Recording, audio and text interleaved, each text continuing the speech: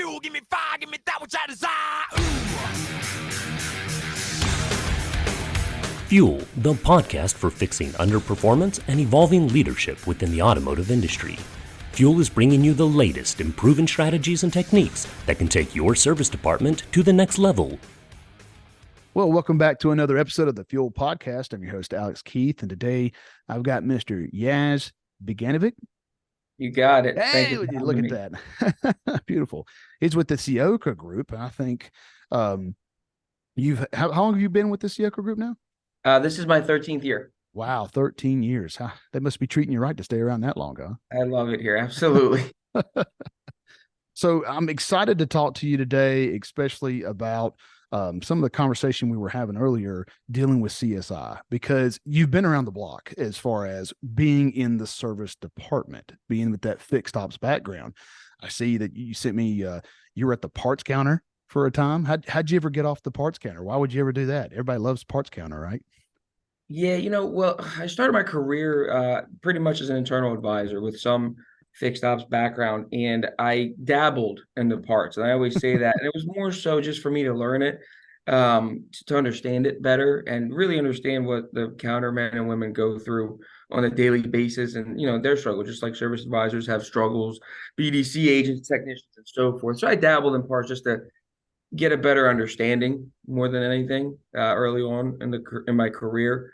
And then obviously, I went through the internal advisor, lead customer pay advisor, things like that. And that was a few years worth to really chew on, to understand. And then I became a service manager of a smaller store that we have. Then I became a service manager of a bigger store, one of our Honda stores. And I'm going through 10 years worth here, realistically. Day one. before we got to this point, to this level. That's fantastic. Well, I mean, it's like the reason I bring up the parts counter thing is because there's not many fixed ops guys who get a chance to get around everywhere in the parts or in the departments, sitting on the counter for a while and having that background, dealing with the internal used cars and stuff. I mean, I can remember going to the general manager or going to the used cars manager all the time and saying, hey, this is what the vehicle needs. And then trying to mark off, just make it past inspection, man. And I'm like, no, we're not doing that. Okay. It's not going to go through the shop unless it has this stuff. And then you have that little bit of a battle, but then it also is fun because, you're able to help customers and be able to take care of vehicles. And then ultimately they're able to sell a really good product and not have to deal with a comeback or a buyback. And, but it is a different environment where the small courtesy things that you don't think about in the service side play over into some areas. Like when you come up and just throw parts on the counter, don't throw them on the counter, just place them on the counter, like in this little stuff. So I think it's very important that you have been in a lot of different aspects of the department. What was your, as you were coming through, what was one like you got to have like one of those memorable moments or one of those memorable stories is either coming in as an internal advisor or as you started to become a service manager for the first time? When I first started, I'm going to date myself here too a little bit, but it was clipboards, no iPads, things like that. Yeah. And just regular paper sheets. But for me, the biggest wow thing for me in the beginning, I went to Temple University and I worked for an independent while I was a student. And then coming into a dealership, the professionalism difference between the volume of the cars in the shop and actually doing everything to the cars properly. Mm-hmm. Here at the Ciocca group, we have a really good understanding of the general manager, service manager, parts manager, like really getting along. And you can throw in the used car manager there as well. We all understand that we have to provide a good product for the customer, whether that's service or sales. We know that car has to be in the best possible condition. And obviously I'm referring to used and pre-owned here, that it can be when it goes on the lot. So fortunately with us, we don't have, we have really good teamwork. We don't have like that, you got to make a deal and cut the costs and don't do the used car this way. We do our best to really put all the right parts on the car, get them out in a timely fashion. But for me, first starting off, I was just overwhelmed with the volume of how many used cars. And again, I'm dating myself. It's 2011, but just how many cars go through the shop to be ready for the lot. So not talking customer, not talking warranty. I've never seen anything like that before. So yeah, being internal advisor, I actually enjoyed the position. I know it's a very difficult position. I enjoyed it because I took the time to learn CDK and how the business, you can learn a lot from that role as far as how the rest of the department functions. You can practice, your sales with the used car manager if That's you're right. in front of customers, things like that. But just the sheer volume going through was what like it that wowed me starting off. Yeah, I mean, and it's a little bit different mindset because you do have like a turnaround time. Like, Yeah, and you've got to be able yeah, to turn these vehicles around. We got to get them on the lot and things like that. And absolutely. I remember we used to have a couple of issues um, when we would just get over kind of overwhelmed in the shop with customer cars. We didn't have a set used car department at that time, so it was like, why aren't you? I need this car, and they're like, well, I got pulled off to do this customer pay. That's a waiter and things like that. So you can learn a lot as far as how it can be overcoming or whenever they want to buy parts off of eBay and stuff like that and deal No, with it that absolutely. way. But what I liked is you said that you're putting out a quality product for your customers. So it sounds like the mindset that you guys really have because of the cohesiveness of your store and what you guys do together, putting out that product probably helps you guys with CSI, what I guess.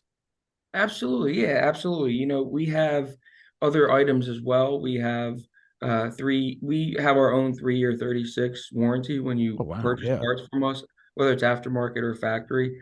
And customer retention is huge. Units in operation are huge.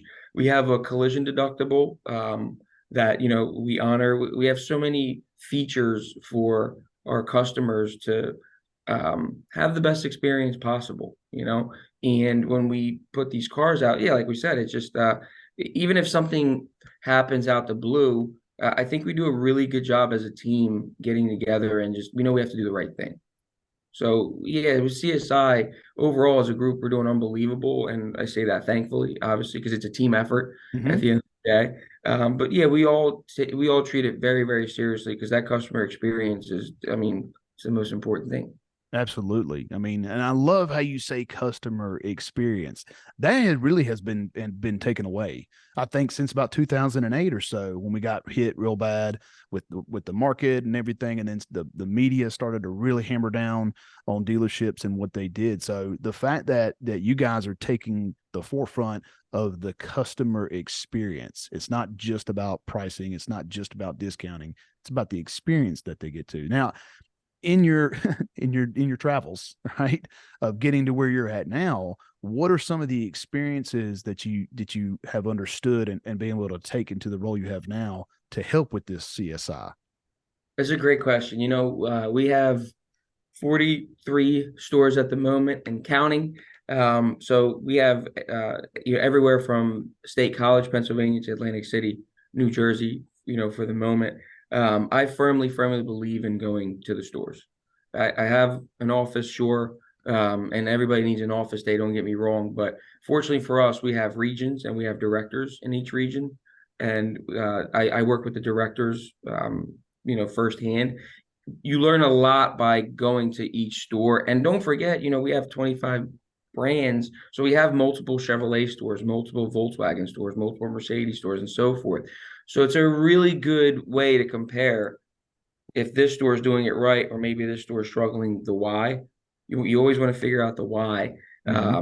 We have our own service book of expectations that I put together, and it's nothing I invented. It's just best practices from other manufacturers, from other groups and brands that basically just put together our own little version of what to do from start to finish in a service department, from open to close. And the whole goal of that book really is to, if you see a process evaporated or something's not going properly, is to open up to a page in that book and point out the process that's evaporated, because it's hour by hour of what we should be doing, because it's fixed operations, right? We have to do the same thing every day to our best ability. But for me, I'd say definitely visiting all the stores is what opens up the juices flowing for me. You getting to talk to the advisors, not just the service managers, parts managers, but making that small talk with the advisors, technicians, and watching the process, guarding the process, make sure it's being done. in a joyful way, obviously, and because you got to go to work to have fun. It can't be like a drill sergeant kind of mentality. We have to enjoy what we do. But I would say definitely visiting the stores is the main key for that. So you have 43? You said 43? 43 at the moment right now. Yes. So what do you just how do you visit all those stores? Do you visit them all in 1 month, or how do you do that? So, when I first started, we had 7 rooftops, Oh, wow. and we've grown since then, and we're still growing. Wow. And we have 4 regions, and each region has a fixed operations director, Hmm. and we have a global parts director. We also have our own in-house warranty. So I report with the directors. I have them report with me. As far each director has 8 to 10 stores per region, Hmm. and I deal with them directly and the parts manager to kind of get a good pulse on things as to how they're going. So I'll meet them at the stores for the most part. Um, and that's how it's a team effort at the end of the day is for me to be able to put my hands on all the stores and visit them physically. That's not possible. So it's definitely through my team. So I mean, do you ever get a chance to kind of get down there in the lane and then kind of see some interactions with the customer Absolutely. to your I'm advisors? gonna How does that go? I mean, so you had your experiences, you said you were an internal advisor, but then you became a manager at one of the smaller stores. How did those initial engagement, when you were talking to customers and you started to manage and you started to see, okay, this is where we need to go, this is where we need to put our focus. Have you taken anything that you learned then, and is it still a consistent practice? till this day. Absolutely. I'm at a store right now. Obviously, we're winding the day down here, but the literally before this started, I was down in the drive and they were doing their SDL review, and I was watching the 2 cars that were pulling in, and not like in like a drill sergeant way. You got to be able again to connect with people where they're not like afraid, but they also know what the expectations are, and we just coach live. If I see something or the directors in each region see something off, we coach live, not punish, not anything like that. Just, hey, let me talk to you about what I just saw. And it's a very straightforward conversation, But as far as me being an advisor, being a manager, I'll tell you that till this day, what sticks, um, we we do, I think, as a company, we do an unbelievable job with the leadership that we have as far as being good coaches. And what I mean by that is it's not easy to get a customer in front of you and do a proper walk around and menu presentation like that. Like it Right. just doesn't happen. No. I remember my first time. You're like, oh, this is easy. I got this. And then you go do it, and I had the menu in front of me, and I was like, so today people are nervous. Today, Junior. Yeah, it's not right. Like it's not easy. So you really have to coach the people on like it's okay. Here's how to do it. And you have to do it live. You have to be the one showing the example. You can't just say this is what I want. You got to be out there and show them. And we're having a very similar scenario now with video multi-points and Mm. showing the technicians. And we're very blessed to have a corporate trainer globally who is very good at what he does.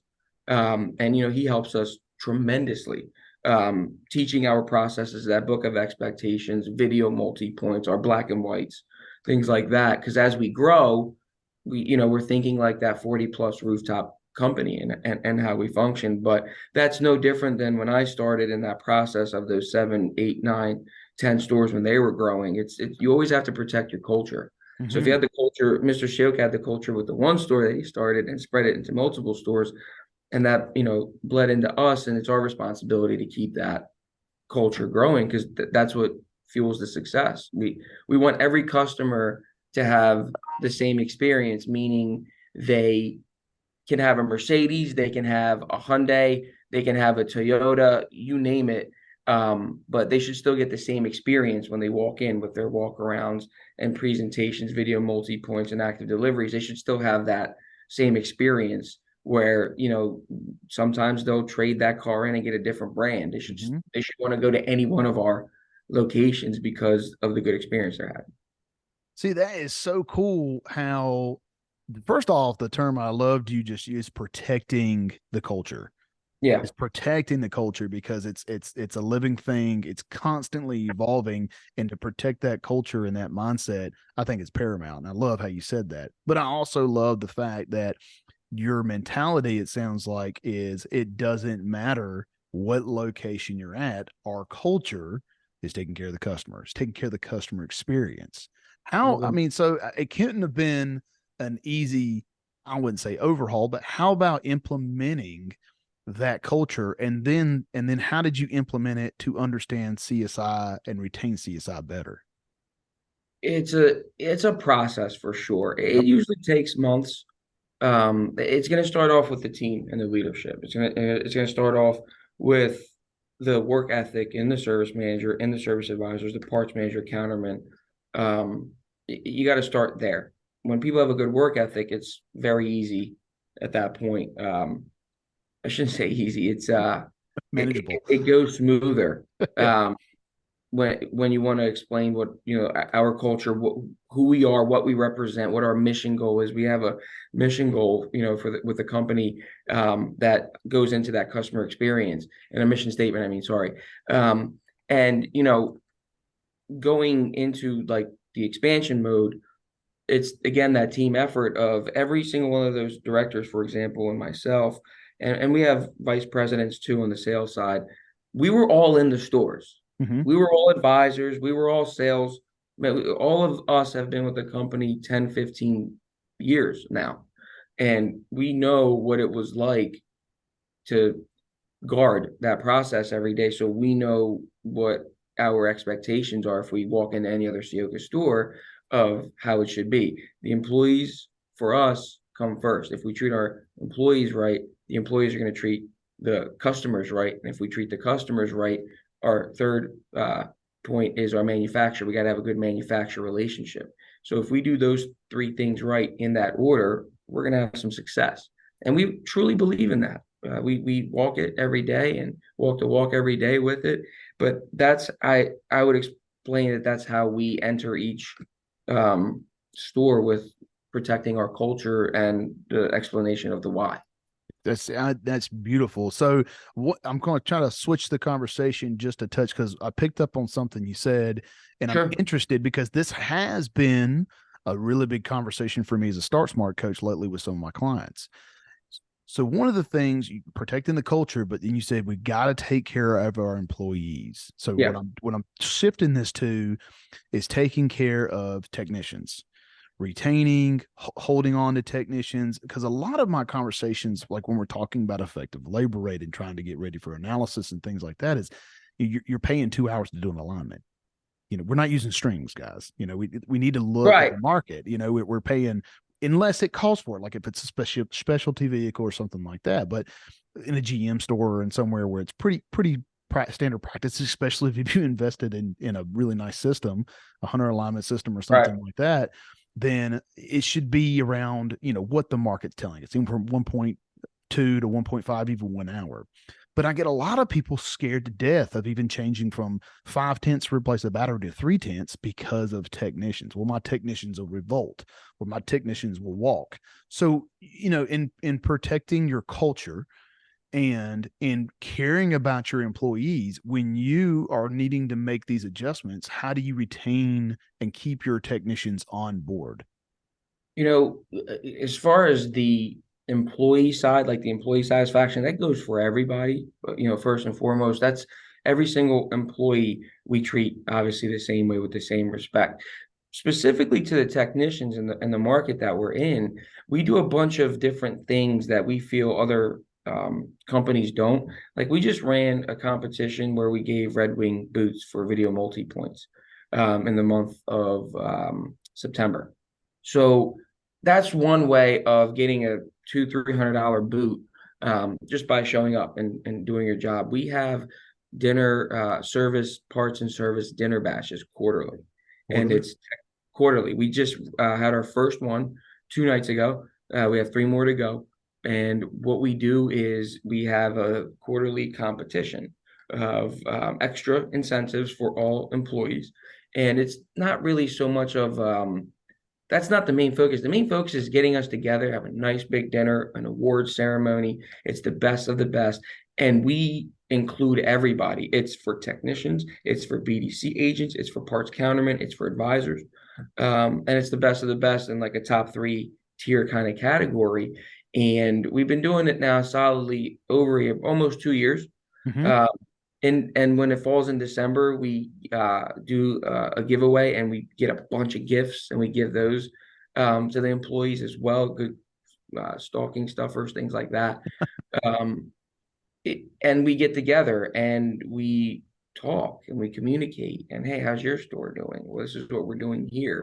Because how many all these rooftops, 40 plus rooftops that we have, these people don't see each other every day in Yeah, other stores. that's right. You You get on know, an island. Yeah. that's what, yeah. So for them to be able to have dinner together and have like an award ceremony, um, they look forward to showing up to the next one. So then when you go to the stores and they talk about it, you have other employees going, I'm going to make it to that next one. I'm getting in.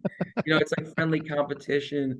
And I can keep going, obviously, with the technician side of things. We have, fortunately, again, all of the latest and greatest equipment. We have all Hunter equipment. We have all new lifts, air conditioning in every shop, state of the art facilities. I mean, world class, truly. Um, Cleanliness is huge in our Mhm. organization. We take that very seriously. So I think it goes a long way too when somebody shows up to work and they know they have a nice, clean, organized, well put environment. Their lifts are good, their tools are good. In the new stores that we're building, we have the toolboxes included. All the little things that matter on the day to day, we try to stay on top of. Um, and we try to reward them, and we try to keep them engaged. We have a company newsletter that goes out to all employees, all customers, and it's just a monthly recap, whether we're giving coats away to the kids, donating to whichever organization that month, because we do a lot of charity work. Very involved in the community, every location that we're at. It's a family environment, and we just promote it and talk about it a lot. And obviously some store is going to have an idea that another store doesn't have. And that's how the dinner bashes started. It used to be an advisor bonus tracker. Yeah. Every dealership does that. Yep. Like, how can we be different? And we as a company do, it's called a breakfast bash for the variable side. So we're like, ding, ding, like, duh, like, oh my God, let's do it for the service and parts side too. That's But really all those cool though. things, yeah, That's they really go cool. in. Yeah, I think they go a long way with the employees to see all those different cool things, the engagement. Everybody has a say. It's not anything other than a friendly environment. So, I mean, do you think that makes it easier? Like, if you've got to go into a store and you're talking to these stores and you're doing an analysis and you're working with Donatron, let's say, and I think you guys Sure. had, was it Jason Kiefer was your coach? I Yeah. think it was. Yeah, old Kiefer, my Shout out to buddy, Jason. my buddy. Yeah, he's my He's awesome. yin and yang is me and him. Yeah, It's he's like awesome. we always And the fun whole joking with team. each other. The whole Yeah, team. they do it. I mean, we really have a good staff, but it's funny because we have the same situation in some cases. Each individual coach is like our own little dealership to an extent, and Sure. then we have these. We have a summit coming up in January. And when we all get together, we have a whole lot of fun together. We're able to reconnect. The ideas are flowing, but then the number one thing I tell new coaches that come on is you will be put on an island. You will get on Right. that island and go from there. But so with this protecting the culture aspect, right? And I love that cleanliness is a big deal for you guys because Sure. my dad, my father told me a story. I don't know if he had trouble in the store, but he wanted to make it pretty much an apparent that they were going to have a clean bay before you work on any vehicles. And so he picked up a cone off the side of the road. I don't know if it's officially stolen or not, but it was during the work site. But he picked up a cone and he brought it into the dealership he was managing at the time. And he would go to the dirtiest bay and put the cone in the bay. And people come in and look at this cone. What is this cone? What's going on? And they come in. Right. What's going on with the cone? Oh, if the cone's in your bay, you don't get no work until your bay's clean. Right.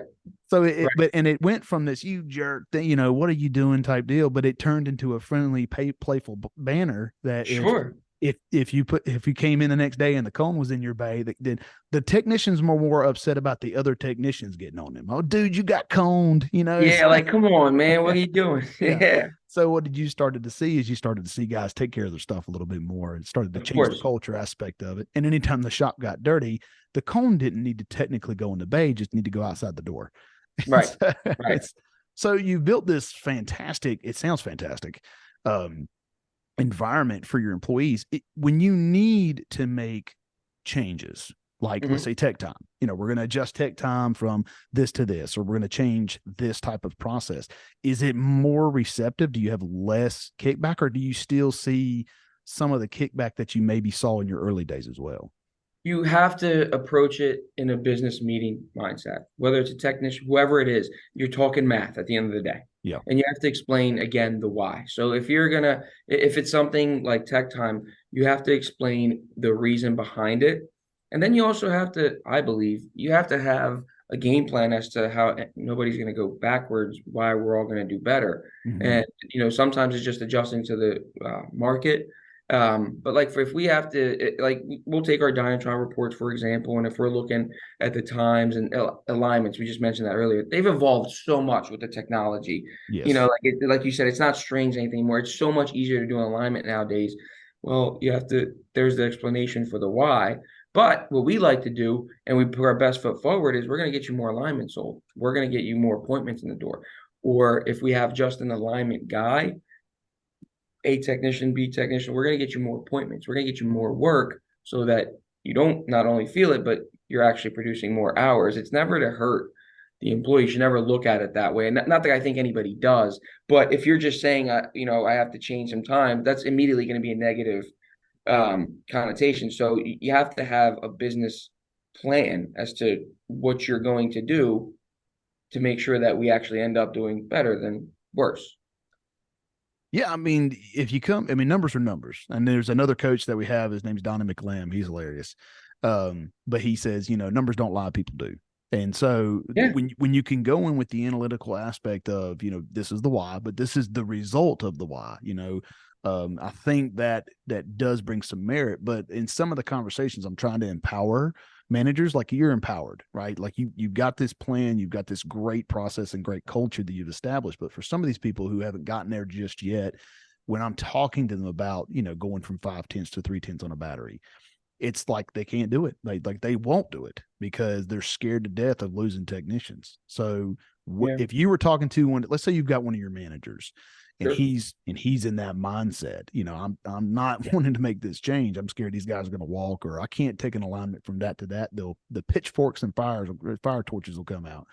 What would you say to him? How would you coach him up, as we talked about coaching earlier? Well, I'll answer in two ways. This is where I really have to give my team of directors a lot of credit. Like, again, all of us have been here 10 plus years, and all of us were advisors at one point for the company, service managers, and so forth. So all of us can relate to that question you just asked. Mm-hmm. So if it was me, having to sit down and it's a younger manager, it's no different than that example of an advisor talking to a customer being scared to death trying to do a proper walk around or a menu presentation. You have to coach it live. I like to do examples live. If I'm going to do something, um, so if a service manager has to talk with a technician and have a difficult conversation, I like to do it. If it's like a newer manager, because we believe in promoting from within. So we have a lot of managers in the company that used to be advisors. We have managers in the company that were parts managers are now service managers. We have managers in the company that used to be technicians that are service managers, and they're all doing a great job. But every single one of those, they never had experience being a service manager before. Yeah. So when something like that comes up, and if it's changing tech times or changing a process, whatever, that's a difficult conversation, me or my team, we go and lead by example and do it first. So the manager can see it's coaching. You can't tell somebody, hey, we have to do this, and they've never done it before and expect like they're gonna get it. They're gonna crash and burn. It might actually be worse. You know what I mean? It might end up worse. And that's where you have to really be dialed in. You have to look at people's profile readings and understand that, or make sure you can really understand how to connect with them on their level, that explanation. So part of our job is to make sure that we walk the walk. We Mhm. explain sometimes physically in person. I think that goes the best way. Um, so like again, for example, we had video multi-point training with our trainer who did an unbelievable job. He went company wide. When I used to have the follow-up afterwards. So we go into the stores and we ask how that training's going. Some do it really well, some are still nervous. So you Yep. focus on the overall, and the ones that are nervous, you jump in. Say, let me show you how I would do it. Like, here's what I got out of it. Like a video multi-point, if you think about the importance of it, it's so critical. So you have to coach and explain how to do it. Because if a customer gets like a really bad video, oh my God, like Oh it yeah. actually more damage than not. Yeah. So you go through that whole multi-point, and it's like you like that example would be you explain to them. It's like when you go to the doctor. You don't want to hear all bad news either. Go through the multi-point. Talk about all the stuff in the green. Talk about how good the car is. Talk about everything that's good with it. Yeah. Also, explain everything properly. Slow down when you speak. Here's how I would do it. Some people are just nervous to do the camera thing, and you have to explain to them, like, listen, we're all rooting for you. Like nobody's looking for you. We're all rooting for you. We're all on the same team. I know it's difficult. Let me go first. Let me show you how I would do it. And I think that's come a really long way for us. And we're not perfect by no means. I mean, there's always opportunity, but that is how we function. I think being in the field and doing all that stuff live, setting the example, of what we expect, I think that helps us the most. That's fantastic. So, I mean, but I gotta ask, if I was still in my store and I introduced this video walk around for my technicians, I'm pretty sure I'd have to review a lot of them before I'd have to start Sure. releasing them, because it's Sure. just that, changing that And we mindset. did. And it wasn't be so bad. I mean, our guys would be very knowledgeable, but they are, how some of them are just very Yeah. restricted to the point. And I can just see somebody cussing or saying, well, this is effed up right here. I don't know what this is, but we got to fix this. And no, you can't say it that way. Yeah. And so No, it's, no, you're 100% right. You're 100% right. So this took us some time. yeah, So when we first started it, we're still not aiming for 100%. We're happy at 80 because we want the quality. But like when we first started it, we were going for 40%. Don't do the waiters, just do the drop-offs. And then it was only like the handful of guys that we knew could do it. It wasn't everybody. I mean, we started with baby steps because we didn't want to yeah, hurt anything. Then the corporate trainer that we have, he put together a program. We recorded a video of a proper video multi-point. We covered the importance of it, which there's really two main things: the customer's trust, the customer sees what you're trying to sell, and time. Like you're not waiting for voicemails anymore. Like boom, approved, let's go. yeah, let's go. And if we do that properly, versus not in a good way on the video, like I'm talking to you right now. If I got a video multi-point real quick, I would probably play it on mute just to see if I got like, or my brakes okay. Like I know what I dropped it off for. And if I saw it was something, I need my car tonight, it's almost 5 o'clock, I need my car, whatever. Oh, versus them calling me now and I have to call tomorrow, I'll get my car tomorrow. You have to explain that this is Yeah. why we're doing it. This is how you keep the wrenches turning, how you keep the cars on the lifts, and most importantly, earn the customer's trust. But we did it in that training facility of this is what a proper video multi-point looks like. Here's why we have to do it. And there's those two reasons. And then guys, give me some objections. Tell me, like it's not easy. You're not just gonna get in and do it. I mean, and again, it took us probably 2 years to get it right. And we're still learning. We're still not perfect. We've just come a long way with it. Yeah. But we're honest. We're honest, and wherever our opportunity is, we focus on that because we just want to see progress. Every month we want to learn and just do better and better. That's our mindset. That's fantastic, man. That sounds like a very good environment to work in, It's the and best. that's It's really something is. that we promote at Dynatron too. That's one of the things I can say about this is like, I don't want to really, I wouldn't want to go back, because the Yeah. level of camaraderie we have as coaches, and being able to talk to people like you and then kind of back and forth is just basically priceless. So, I mean, Yeah. like if you were going to redo any of this, is there anything you would change from the process that you've implemented already, and like the process of getting these videos in, or the process of your, understanding your culture for CSI and for your employees? Is there anything you would change? I'll put it this way. You asked me something earlier. I do want to, because it's about like our process and how versus like when I started. Mr. Ciocca's vision, it starts there. And I have to make sure that I deliver his process, his vision, the best way possible to the stores. So years ago, when I started, I mentioned we had clipboards, Yeah. paper walk around, and you had a paper carbon copy multi-point. My job is to keep up with the times and be efficient, right? Besides guarding our process, my job is to keep up with the times. We always had the best practices. We always had the best process. I'd say the most important role I did, that I took responsibility for, was keeping it modern. Keeping it modern. Like, we jumped on iPads immediately when they came out. We threw those clipboards out as fast as humanly possible. We jumped on texting the moment it was available. Video multi-points, the drive-through hunter, alignment and tire checking machines. Oh yeah, those things are cool. All of this Dynatron, all of this how to make your life easier, work smarter, not harder, efficiency, proficiency.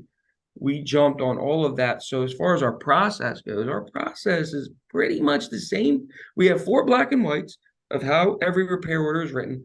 It's just modernized. We're a tech company. So there's technology involved in it. We keep up with what's, 2024.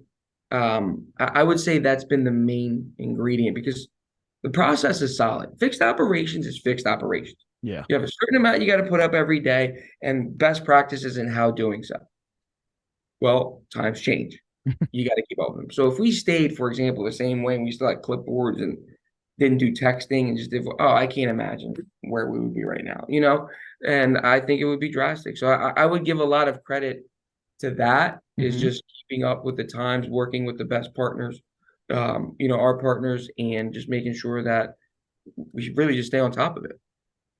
That's fantastic. So the question I asked you earlier was, is there any practice that you learned that you brought with you that you still do? Yeah. So what we basically when I started, and if I would go back and change some stuff, I would have done the video multi-points just a little bit fat. I would have done it the same time we did texting. We did texting about a year before, Yeah. and this was like 2019-ish. Mhm. But when I first started, I put that book of expectations together to ease the use of, or ease the day of, new first time managers. Sure, Mhm. seasoned managers will look at it and go, okay, I understand this is the company's expectations. But putting those practices together, I'd say that was definitely beneficial to a growing company, because when you can show up with a book of here's how we operate, and it's not that big, and it's self-explanatory, I think that goes a long way. I think that helped probably the most because it like simplified the expectation. Like, here's our expectations. Literally, this is what you need to do from when you clock in until when you clock out. And anywhere throughout 8, 9, 10, 1, 2, 3 p.m., anything you're struggling in between these processes, we'll work on together. But this is how we put up the gross. This is how we have a very efficient day. The one thing I would definitely change is I would have done those video multi-points faster. Mhm. The technology was kind of out. Like when the video multi-points came out, I wanted to be the first so bad. I definitely can say confidently we were one of the first, but I wish I jumped on it when we did the texting as well. That's cool, man. That's so. I mean, especially for the onboarding that you do internally, or not onboarding internally, but promoting internally, having Mhm. a book like that, Yeah, that's a great idea that I might steal for the Start Smart coaches. But hey, at it. Have at it. It's best practices, it's best practices. Love it. Well, for all of Jazz, us to be better. yeah, man, Jazz, I can't thank you enough for your time today. As we come to the close of the podcast, I always like to leave my guests with the final thought or the final say. Is there any final thoughts or any final says you want to put out there? Yeah, first of all, thank you for having me. I appreciate it. Um, I just say, to anybody watching, listening, I say you always want to make sure that in any managerial or director role that you have, in this business, I think the most important thing is obviously to put the people first. We cover that, but you really want to get to know their why. Why did they become a service advisor? Why did they become a service manager? Why do they want to be a service director? Why do they want to be a parts manager? Understand their why and explain it through whatever organization you're with. Every organization has their own culture, their own practices, their own mission statement, base statement, their own ways of doing business. You always want to make sure that you can explain the company's culture to that employee so it makes sense for them to understand their why. Like my why, for example, was to make sure that the customer has such a good experience that, and I'm going back when I was an advisor, that they cannot wait to come back and talk to me next time, because who likes going in and servicing their car? They're usually upset. It's like going to the dentist. Yeah. Like Saturday specifically, when I would go in, I had my regular customers and they were cool coming in, man. Like they knew they could come in, we could chat. And we kind of picked up where we left off at on that multi-point, whether they were in the yellow and the green. It's just total transparency. My why was that customer experience, and that led to the CSI, which was my report card. If I did that right, I'm pretty sure I could do the rest pretty, in a smooth fashion. So I would leave it at that. Understand the employees' why. I think that's most critical. That's fantastic. Well, again, this is going to conclude our episode of the Fuel Podcast, but I can't thank you enough, man. I really enjoyed our time today. Hopefully you come back on, right? I would love to come back on. Thank you very much for having me. It was a pleasure being on here. Awesome. All right. I'll conclude our episode. Yes, thanks again, brother. We'll talk to you soon. Appreciate it. Take care. Thank you. Thank you for joining another episode of the Fuel Podcast. Always be sure to like, follow, or subscribe to be notified when new episodes are being dropped. And click the link below to review any of the show notes for additional information. Or you can email the Fuel Podcast with the link, as we encourage any feedback or any questions or comments from our listeners. Until next time, I'm your host, Alex Keys, with the Fuel Podcast for fixing underperformance and evolving leadership.